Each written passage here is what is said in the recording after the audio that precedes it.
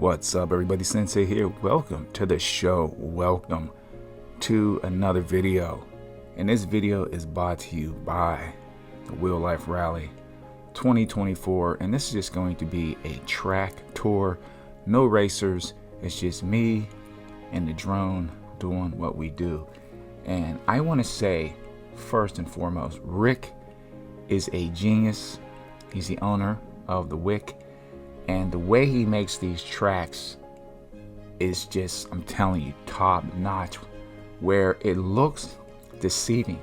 You know, you start ripping into this thing, all of a sudden, you're getting sideways. And the more that I would go around this track now, I want to tell you, I'm running with my drone. So top speed on this follow mode is only 15 miles an hour. And why I did this is just to give you a sense of how the track looks. No edits.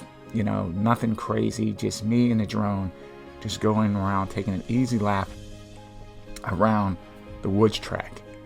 And man, I had a good time. Now, I missed the actual race day for the woods track, but I was so impressed with this thing. I probably ran it, I would say a minimum 7 times by myself. And each time I did it, I just got faster and faster. I am not a trail rider, I'm a street rider. But the more I would ride this thing, I would be like, okay, I can do this, I can't do that. I can do this, I can't do that. And I got faster and more comfortable on it. Now, I'm on my old RS19 high speed, and I felt really comfortable on this track the more that I rode it. Now, I basically came on Sunday, jumped out my car, and started racing. So I had no prep time, no excuse. But I was happy with how I ran on the track. And I am looking forward to the Real Life Rally in 2025. And I would tell anybody, please come out. It is amazing. And these tracks, just look at it. I don't think the camera is catching the true essence of how these tracks are built. If you ran on it, if you raced on it, you would completely understand what I'm talking about. But man, I was really impressed. Thank you so much to Rick and a whole Wick crew. Thank you for Cobra, Showtime, everyone that made this race possible. Again, this is just a tour of the racetrack, the Hover Air X1. I think that's what Hover Air X1. My drone falling behind me, nothing fancy. And I could have went in and I could have put in, you know, a bunch of fancy stuff, but I just want people to actually see what went in to the actual track, what it's like just to run it. If you watch even the beginning of like any auto racing, they'll take a tour around the track and show you what it looks like. That's what I was trying to capture with this video. But man, did I have a good time. And one other thing that I would like to say is I'm competitive to a certain point. Excuse me, I'm competitive to a certain point. But one of the best parts about coming to any of these events is the amount of talent that you meet. Like, it was great. I got advice from Tarzan. I got advice from Ruben. I got advice from Grills.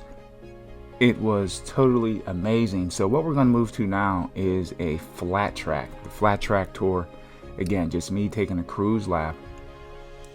But, you know, I got to meet Seth Johnson, Speedy Kit Kat. Got to talk to Declan. You know, he gave me some pointers.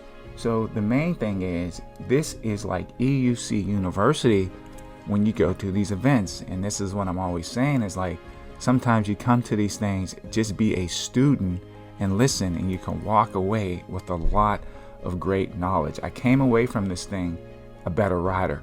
What I'm going to do next time, I will have a designated trail wheel. Again, I'm a street rider. All my wheels are set up for street. You know, I have a Kenda 262 tire on my RS, but still that tire is not top notch from, you know, it's not a top notch tire to race dirt. And Tarzan gave me some pointers on that. But I will have a designated suspension trail wheel for the next event. And you could come here and be very competitive. You don't need the fastest wheel. You don't need a 50-mile-an-hour wheel in order to be competitive on this track. And I had to add a little cut in there because my battery was wearing down and the drone just stopped. So I had to do a quick reset. But we're back on the flat track, and this track was a lot of fun as well. I think I actually took third in my heat on this track. I made it to the finals, and I got smoked in the finals. And but I was just actually happy to finish. And the funny thing is, I was so concentrated on getting a good start. You know, I said, let me just try to get up in the lead pack. And I gunned it off the start, and my RS just started swerving back and forth like the Duke boys, man. It was like Dukes of Hazzard. And by the time I got it straightened up, they took off. They took off. So I was like, you know what? Let me just enjoy myself. Let me just run the track, finish the track, and have a good time. Because I remember the last time I was here, I did the same exact thing. I got a horrible start. But overall, I'm happy with the experience.